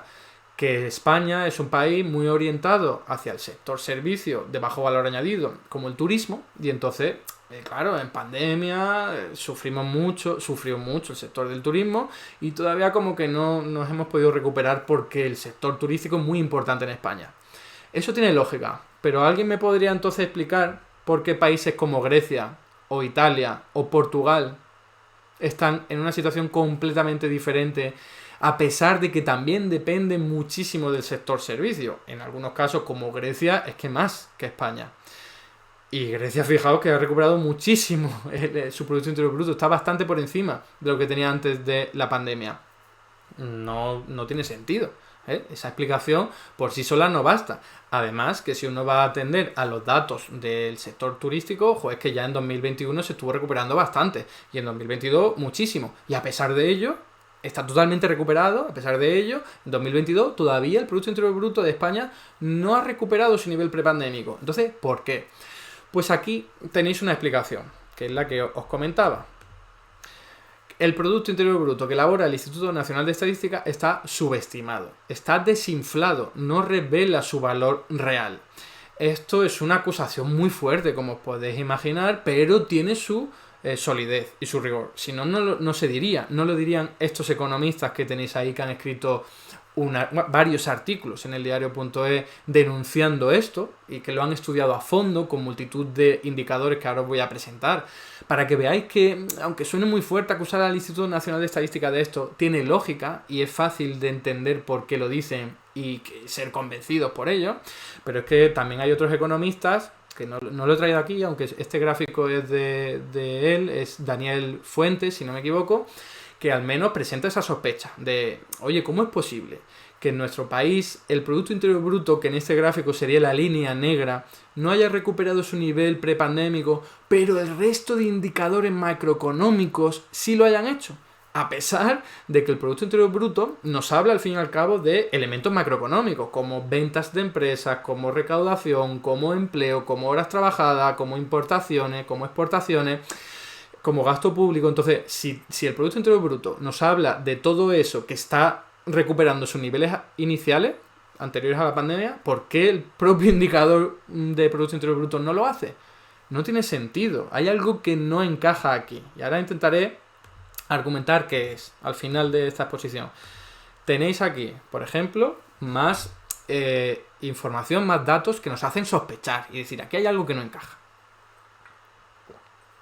Fijaos, el número de personas ocupadas en España, pues, no estamos tan mal, Entonces, estamos de hecho al nivel de Italia, muy poco por debajo de Alemania, relativamente cerca de la media europea, y el Producto Interior Bruto está mucho peor. Y no encaja. El Producto Interior Bruto nos está hablando, recordarlo, de la cantidad de producción, medido en términos monetarios, eso sí, que somos capaces de realizar en un país, y se realiza con el trabajo, se realiza con las personas que están trabajando. Entonces, si hemos recuperado el nivel de empleo anterior a la pandemia, ¿por qué el Producto Interior Bruto no? Es raro como poco. Sigo. Cuando vamos a ver qué ha pasado con los impuestos en España, hemos visto que han crecido bastante en el año 2021, en parte por la recuperación económica, porque hay más empleo, porque ha habido un incremento de los precios, pero estamos más o menos como la media europea de la Unión Europea de los 27. En cambio, fijaos en este gráfico. De pronto, resulta que en presión fiscal, que es algo sobre lo que hablamos en el programa anterior, se ha disparado en España en comparación con la Unión Europea. La presión fiscal es la cantidad de impuestos que se recaudan en proporción con el PIB, con el Producto Interior Bruto. ¿Y por qué en España se ha disparado esa presión si en realidad la cantidad de impuestos es más o menos la misma, ¿no? Su evolución es la misma que la Unión Europea de los 27? Pues porque el Producto Interior Bruto no encaja, porque el Producto Interior Bruto está desinflado, está subestimado. Y eso lo que hace es disparar este indicador de presión fiscal sobre el PIB, ¿no? Porque es el PIB está en el denominador, entonces cuanto más pequeño sea, pues más se infla el propio indicador, ¿no? Una cuestión matemática en la que no me quiero meter, pero voy con otras cosas que son más sencillas. Los salarios, ¿qué pasa? ¿Qué ha pasado históricamente con los salarios en España? Que cuando se ha calculado por el Instituto Nacional de Estadística han sido superiores a lo que se ha estimado o registrado a través de la recaudación impositiva, ¿no? Todo el mundo paga IRPF por tener un salario y además hay incentivos a declarar esos salarios, o sea que es un indicador bastante fiel. Sabemos que la recaudación de impuestos del IRPF al menos es bastante fidedigna de la realidad, es bastante fiel. Entonces, ¿qué pasa? Que siempre ha habido un indicador de salarios en el Instituto Nacional de Estadística que ha sido superior a lo que se ha recaudado, ¿vale? Pero ahora vemos que después de la pandemia no, que se ha invertido. O sea, esto es raro, esto es como que se está recaudando por salario mucho más de lo que nos está ofreciendo el Instituto Nacional de Estadística que se tendría que recaudar en torno al cálculo que hace de la cantidad de salarios. O sea, vuelve a ser raro, vuelve a generar una sospecha de por qué demonios está pasando esto, por qué demonios está tan desligado la evolución del Producto Interior Bruto con otro tipo de indicadores macroeconómicos en los que al fin y al cabo se basa. Voy terminando con lo siguiente. La brecha de las rentas de autónomo, muy parecido a lo de los salarios. El Instituto Nacional de Estadística siempre ha tenido una evolución distinta, aquí lo podéis ver, ¿no? Que ha sido superior a lo que se ha registrado por la agencia tributaria, por esos impuestos que pagan los autónomos, aunque en este caso hay más evasión fiscal, pero desde la pandemia se ha desvinculado y lo que se recauda por el trabajo de los autónomos, por la renta de los autónomos, es muy superior. Está por encima ahora del Instituto Nacional de Estadística, de los datos. Entonces, ¿qué está pasando aquí? Más datos, más sospecha. La actividad del IVA, ¿no? Se está recaudando por IVA, que es el impuesto del valor al consumo, lo que pagamos todos cuando compramos algo, mucho más de lo que se está calculando en el Instituto Nacional de Estadística, de la variable que le da sentido, ¿no? Aquí tenéis algunos sectores en particular o todos los sectores. Entonces, fijaos, están los empresarios declarando más IVA del que realmente están vendiendo, ¿no? O sea, están vendiendo menos productos de lo que en realidad están declarando a Hacienda. No tiene ningún tipo de sentido. No tiene ningún tipo de sentido. Esto suele ser lo contrario, ¿no? Y por ir terminando, más desfase entre indicadores. Ahí lo tenéis. Cuando coges incluso otro indicador de producción, que es el Banco de España, pues que sería en este caso el verde, pues también ves cómo hay un desfase con los datos del INE. Los datos del INE no están bien, no están reflejando la realidad. Están muy por debajo de lo que deberían estar, en torno a un 3 o 5%, ¿vale? Estos son las cantidades que calculan los estudiosos, ¿no? De que os he hecho referencia. Que el Producto Interior Bruto real está un 3 o un 5% por encima del indicador del Producto Interior Bruto oficial, el que elabora el Instituto Nacional de Estadística. ¿Por qué? ¿Por qué hay tanto desfase? ¿Es que los técnicos del Instituto Nacional de Estadística son torpes? ¿Están boicoteando al gobierno? En realidad la explicación es más sencilla que todo eso y más simple. Es simplemente que cambiaron el método de calcular una serie de variables a las que he hecho referencia en pandemia. En el momento del confinamiento, pues los técnicos del Instituto Nacional de Estadística ya no podían hacer encuesta casa por casa a la gente y cambiaron su metodología. Ellos lo explican en sus informes, no me estoy inventando nada. Y explican que lo tuvieron que empezar a hacer por teléfono y que cambiaron su metodología y que eso ellos lo reconocen en cada uno de sus informes, que supone un desafío a la hora de intentar calcular el Producto Interior Bruto y otros indicadores, ¿no? Porque claro, ya no son encuestas tan fiables, hacerlas por teléfono no puede realizarle una muestra totalmente representativa y sobre todo hay un desfase con lo que ocurría antes. Entonces, ese es el factor fundamental. Yo no creo que haya otra cosa. No es que, como os decía, no es que sean incompetentes, no es que estén boicoteando al gobierno, porque, claro, da unos resultados que no le vienen bien al gobierno, claro. Porque el Producto Interior Bruto está desinflado, está subestimado, está por debajo de lo que debería estar. Entonces le sirve a la derecha, a la oposición, para decir lo estáis haciendo mal porque vamos muy por detrás de la Unión Europea. Le sirve también para decir la presión fiscal en España es muy elevada, porque os vuelvo a repetir, claro, es la cantidad de impuestos sobre el PIB. Y si el PIB, que es la tarta, está más pequeña de lo que debería ser, pues ese indicador se te dispara y dices, ostras, estás recaudando mucho. Mucha más parte de tu tarta se está recaudando en impuestos. El Estado está robando mucha mayor parte de la tarta, pero que en realidad la tarta es más grande. Y cuando tú haces ese cálculo, pues el Estado no está recaudando tantísima parte de la tarta como nos están comentando. Entonces, no creo que sea por incompetencia o por maldad, es simplemente un cambio de metodología que ha creado un desfase con el resto de datos y registros que son mucho más reales. Yo os digo, el IVA, las empresas lo declaran porque les viene bien. Recordad que es que ninguna empresa puede deducirse el IVA si no lo ha declarado en sus ventas. Entonces, eso es un indicador súper fiel, súper real de lo que está ocurriendo. Y si se te está disparando, pues el Producto Interior Bruto tendría que ir más o menos paralelo a él. Y no lo está haciendo. Y eso es porque hay un desfase.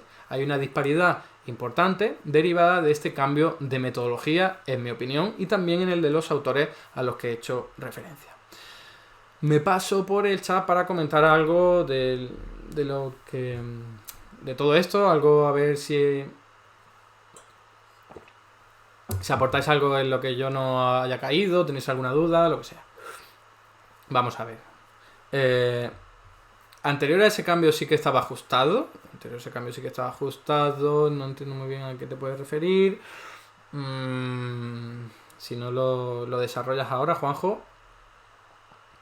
Bueno, como comenta Juancar, aparte de bruto, nuestro Producto Interior Bruto es un poco falsete. Pues sí, está falseado, podríamos decir que está desinflado, que debería ser entre un 3 y un 5% superior al que en realidad aparece oficialmente en los libros, ¿no? Y en la información. Claro, pregunta interesante que hace Rega57. ¿Y todos esos datos no están armonizados con Europa? Tendrían que estarlos, pero fijaos que la metodología, cuando ha cambiado... Claro, una cosa es la teoría y una cosa es la práctica. Entonces, ¿qué le dice la Oficina de Estadísticas española a la europea? Yo he hecho lo que me has pedido, pero luego la realidad es que ha hecho un cambio de metodología en el que la encuesta, por ejemplo, empieza a ser telefónica y ya no es tan fidedigna, ya no representa tan bien a la población. Y la Oficina de Estadística Europea no va a venir aquí y le va a decir, a ver, que lo estáis haciendo mal, no sé qué. Les ha tirado ya de la oreja, porque se ha dado cuenta que hay algo raro en el Producto Interior Bruto de España. Y de hecho, recientemente realizaron un cambio, porque hablo del Instituto Nacional de Estadística. Dijeron, ostras, en el año 2020, que ya no lo imaginábamos, no estimamos bien el Producto Interior Bruto por todos estos cambios, ¿no? Se ha parado la economía, es que claro... entenderlo, es muy difícil cuantificar cuánto se ha parado la economía porque nunca ha ocurrido, porque de esa forma y no te puedes acercar a las casas, realizar encuestas, entonces eso era un desafío importantísimo. Lo único que ocurre es que parece que no lo están haciendo bien y esto tarda tiempo en que se dé cuenta, en que la Oficina de Estadística Europea pues diga, oye, no lo estáis realizando como se debería, etcétera, etcétera, ¿no? Bueno, a ver, Juanjo, has dicho que se cambió en la pandemia. Sí, se cambió en la metodología. Y has dicho que si estaba ajustado. A ver, no sé cómo explicarlo de una forma más clara.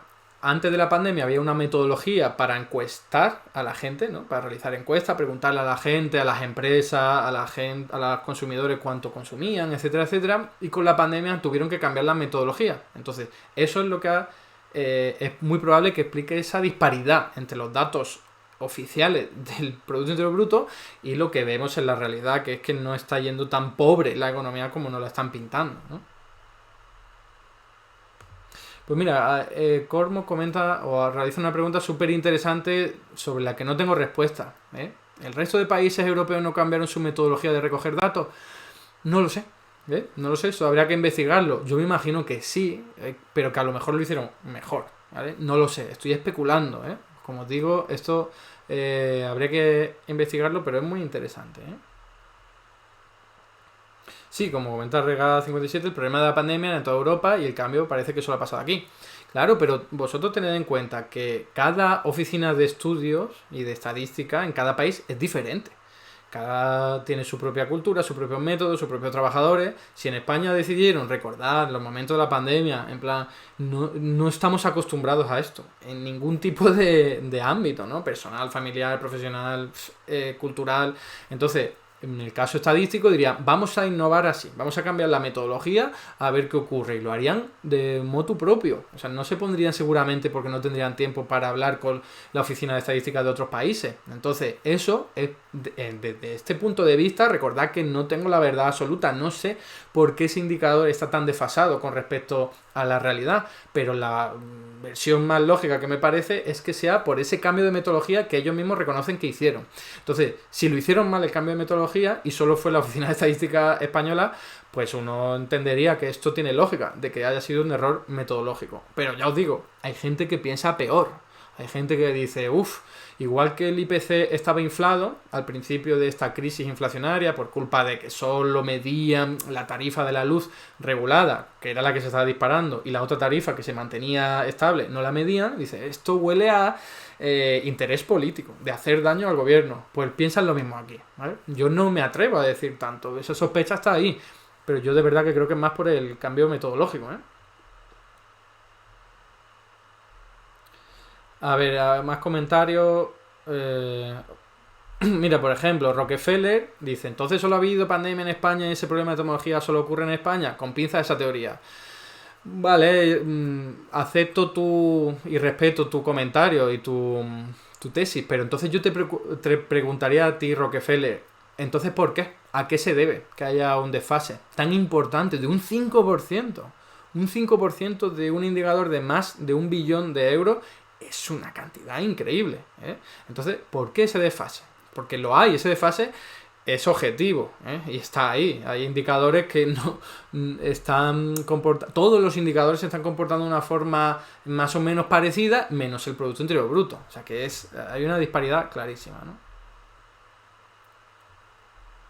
A ver, ¿qué más podéis comentar por aquí? De todas formas estamos ya terminando el directo, por lo tanto, si queréis introducir algún tema sobre el que no hayamos hablado, alguna pregunta, algún comentario, alguna crítica, si es constructiva es siempre bienvenida, hacerlo, porque ya iríamos dando paso a la última etapa del directo y, como digo, así no nos centramos solo en los temas que yo he elegido, sino que lo hacemos la elección un poco más coral. Comentaba Vic Fernández, ¿la solución es volver a la forma de calcularlo antes? Si de verdad esa es la raíz del problema, yo creo que sí. Si cambiaran la metodología anterior, pues la verdad es que se ahorrarían muchos problemas porque ya se puede volver al método de hacer encuestas casa por casa y todo el rollo, ¿vale? Que es que también hay aquí muchos elementos estadísticos que, como comprenderéis, a mí se me escapan porque no soy un experto en estadística. Soy experto en macroeconomía, sobre todo en política monetaria y fiscal. Pero de esto os comparto con vosotros pues la información que tengo, ¿no? Intento digerirla lo mejor que puedo. A ver...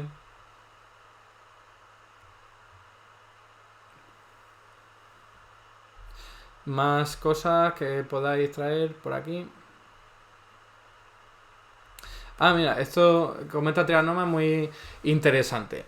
¿No se suponía que el PIB se podía calcular de 3 formas y las 3 tenían que dar un resultado similar? En teoría sí, claro, esto es una...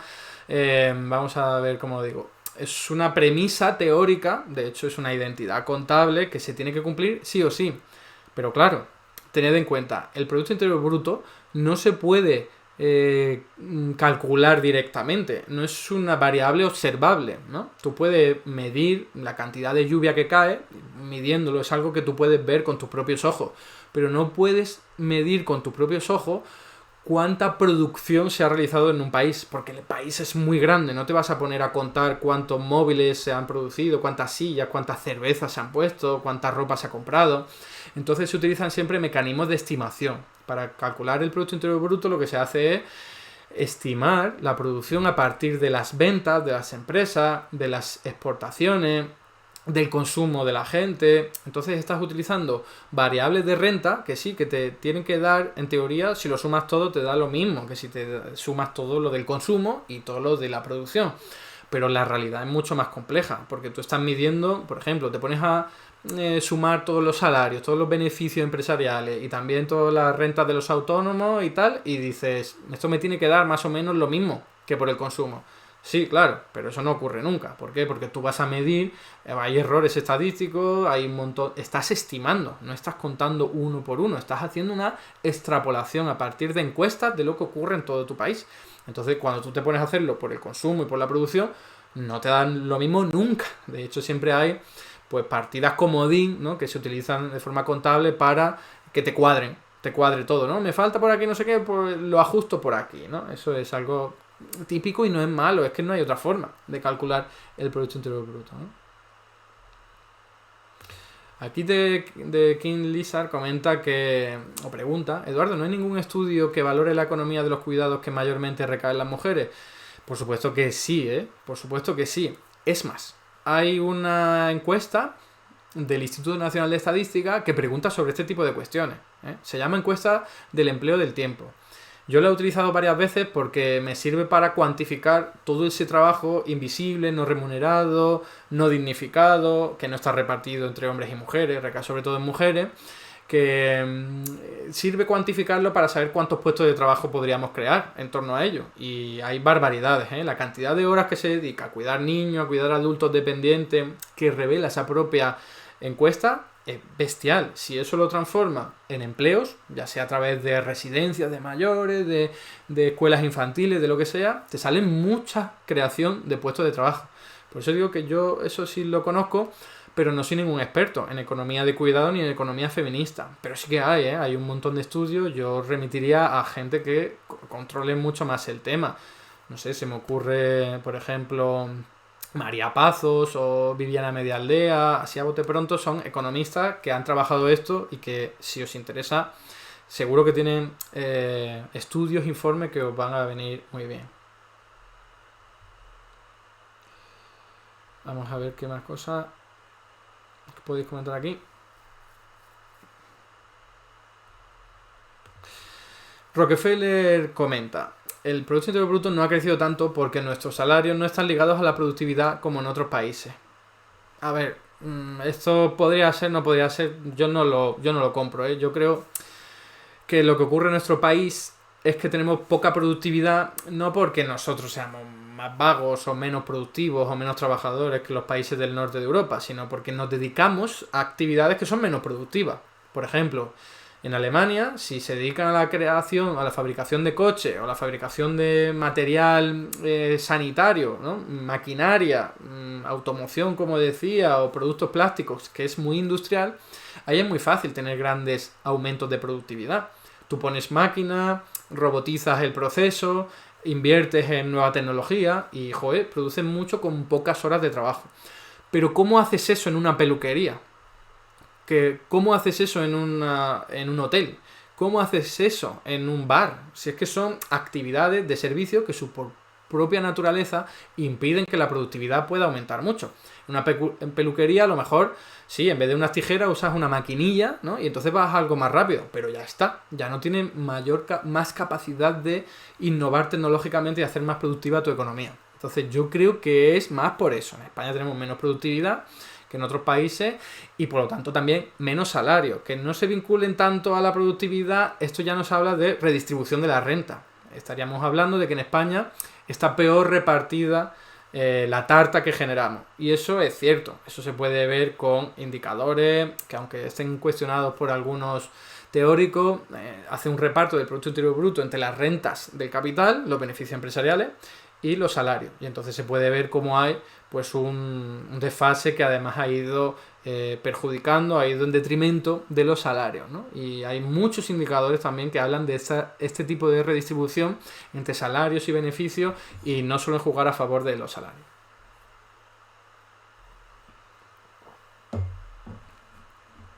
Vale. Comenta, la encuesta de las horas de trabajo en casa se llama encuesta del empleo del tiempo, si no me equivoco, y lo elabora el Instituto Nacional de Estadística, por si lo queréis ojear. De hecho, no sé ni de qué año es la última encuesta, porque este tipo de encuestas pues salen a lo mejor cada 2, 3, 4 años. Aquí hay una pregunta muy larga que no sé si vais a poder ver, os la leo mejor. Me gustaría preguntarte como economista, una cosa es la economía, que significa el cuidado de la casa, pero aquí lo que se hace es crematística: dinero, monetización, mercado, cambio, valores, así. Hay que luchar por una economía de la verdad y abandonar este sistema capitalista, este sistema de competir y de explotación mercantilista y laboral y de desigualdad e injusticia social. Claro que es así, ¿no? Yo creo que a nadie se le escapa, ¿no? Vivimos en sociedades capitalistas regidas por la lógica del beneficio empresarial. Entonces, si se hace beneficio, pues simplemente vendiendo armas que van a servir para matar a gente, pues se hace beneficio. Así es la lógica de nuestro sistema. Fijaos que la propia lógica en sí no es ni mala ni es buena, es una lógica. Claro, nos toca a nosotros decir, esto es ético, esto no lo es. Obviamente, hacer negocio con la guerra y la muerte no es ético. Hacer negocio con la especulación de alimentos, como comentaba antes, no es ético. Dejar a millones de personas desempleadas no es ético. Dejar a gente sin recursos no es ético. Entonces, el sistema económico capitalista es una aberración en términos humanos y sociales, y se puede mejorar. Hoy día tenemos la tecnología para hacerlo, para vivir en sociedades mucho más equitativas en términos de reparto de la riqueza y de la renta. Y también hacerlo compatible con el respeto medioambiental, otro desafío sobre el que los economistas no solemos hablar mucho, pero no sirve de nada que repartamos la renta y la riqueza entre todos y todas y sigamos esquilmando los recursos naturales y vertiendo contaminación y residuos en nuestro planeta, porque se acaba nuestro modo de vida, ¿no? Vale, pues ya por último comentar el último, ¿vale? A ver, el último comentario de Rega57. Desde Solchaga nos han ido desindustrializando y ahora parece que utilizaremos el territorio para crear el hidrógeno que Alemania necesita para la industria. Pues a ver, que nos han ido desindustrializando, eso es tan cierto como que ese propio ministro dijo que la mejor política industrial era la que no existía. Una barbaridad. O sea, las economías más ricas del mundo son las más industrializadas y lo han hecho industrializándose con la palanca del sector público. Estados Unidos, Japón, Alemania, Corea del Sur, ahora China, en todos esos países la palanca del sector público ha sido fundamental, ha sido la principal herramienta para lograr esa industrialización. Y en España y en otros países de Europa, cuando llegó el neoliberalismo, se creó la idea en ese imaginario colectivo de que no era así y de que era precisamente lo contrario. Una barbaridad.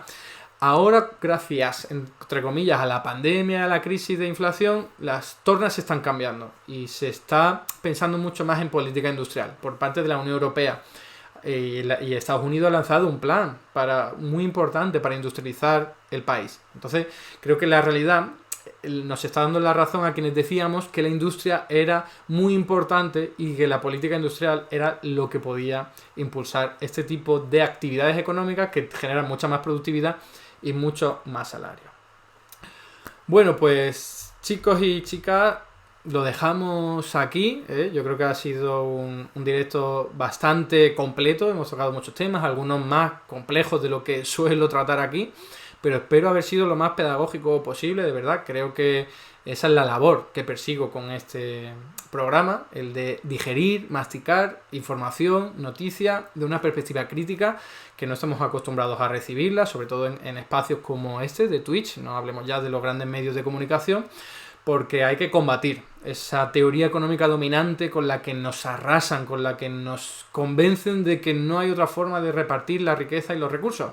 Así que yo humildemente, con este programa, con la ayuda de los compañeros de Spanish Revolution, a través de artículos, a través de conferencias, pues intento que esto llegue al mejor puerto posible, ¿no? Que es que la gente entienda mejor la economía, no sea engañado por los de siempre, por los poderosos, a través de todos los poros del sistema que existen, y nos empoderemos para cambiar las cosas, porque como os decía, se pueden hacer cambios muy importantes para que vivamos mejor y en un planeta mucho más sano.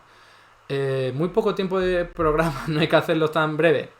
Vale, eso creo que me lo tomaré como un cumplido. Te comento, Rockefeller, que es que si se hacen vídeos más largos de 1 hora y media, aparte de que yo acabo destrozado, tened en cuenta, yo soy profesor de universidad y las clases raramente superan las 2 horas, ¿eh? Pero bueno, yo esto lo hago encantado. Si fuese un directo de más de 1 hora y media, seguramente hay gente que no lo vería luego en diferido. Se hace largo, aunque hoy hay herramientas, ¿no?, para verlo a una velocidad superior o ir saltándote partes. Pero bueno. Bueno, Marta, muchas gracias a ti. Hasta el martes que viene. Me alegro que valores y que hayas estado aquí y que te vuelvas a presentar el martes que viene. Por supuesto, haré raid, Zurda. Comentadme qué canal, que ya creo que he aprendido por fin. Comentadme qué canal queréis que haga raid. Voy a ir despidiéndome mientras lo pensáis. Bye to rock. Bien explicado, Eduardo, mil gracias. Mil gracias a ti por decírmelo, de verdad. Yo hago lo que puedo. Si luego hay algo que mejorar, también quiero que me lo digáis. Y si lo hago de una forma que os parezca satisfactoria, pues también lo valoro. Así veo por dónde van los tiros, Ahora, si está pandemia digital, no me pienso el raid, Yo no sabía que iban a seguir tanto tiempo. Así que sí, va a ir para ellos, Para el de pandemia digital, nuestro compañero Julián. Genial. Bueno, de Kid Lizard, gracias Eduardo, aprendemos mucho. No sabes cuánto me alegro de que verdad aprendáis, de verdad. Muchas gracias Eduardo, hasta la próxima semana. Gracias a ti, RG57, y por tus comentarios importantes. Has enriquecido el debate, te lo agradezco mucho, de verdad. Hasta el próximo martes, ha sido muy ameno, comenta Mick1967. Me alegro, aunque hemos tocado temas complejos, como el Producto Interior Bruto o lo de la inflación. Y TV Zurda, gracias a ti por tanta información y fácil de entender. Hago lo que puedo, como os comento. De verdad, os valoro mucho que me hagáis estos comentarios, lo agradezco mucho también. Y sí, vamos a ir a ver si me sale el raid. Yo creo que no, que esta vez lo voy a lograr. ¿Vale? Tengo que adaptarme mejor aquí. Ya recuerdo, porque además me lo explicó TV Zurda cómo se hacía, así que genial. Lo voy a hacer para Pandemia Digital. Que si no me equivoco, es Pandemia Digital tal cual, ¿no? Confirmadme el nick, ¿no? Quiero decir, el ¿cómo se llama? Sí, el nombre del canal es Pandemia Digital, sin más, ¿no? Vale, comentáis que sí, genial. Pues lo dicho, muchas gracias, apoyad el canal, de verdad, apoyad a Spanish Revolution, darle likes en los vídeos que se suben a YouTube, compartir, divulgar esta información, porque todavía hay mucha gente a la que no llegamos, que le interesa esto, que lo necesita, que le vendría bien, y apoyad a canales como Spanish Revolution, porque de verdad que es necesario dar esta batalla cultural. Lo dicho, muchas gracias por estar ahí, nos vemos el próximo martes, o si no, nos vemos en diferido. Hasta otra. Ya está lanzando, creo, madre mía. ¿Me ha salido? ¿Comentáis? No lo veo. Ah, sí, ¿no? Ya está, lo he logrado. Lo he logrado, bien. Pues nada, creo que hay que esperar. Pues genial. Entonces, esperamos. Disfrutad de la información que nos transmite Julián. Venga, un placer. Hasta otra.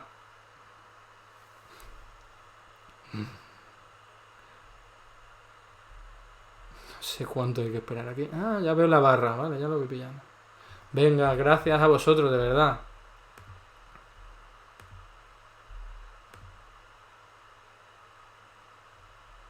Un placer,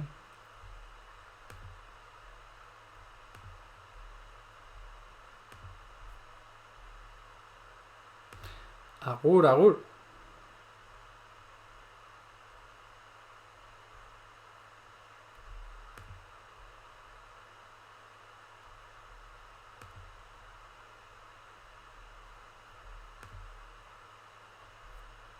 Venga, cuelga tú.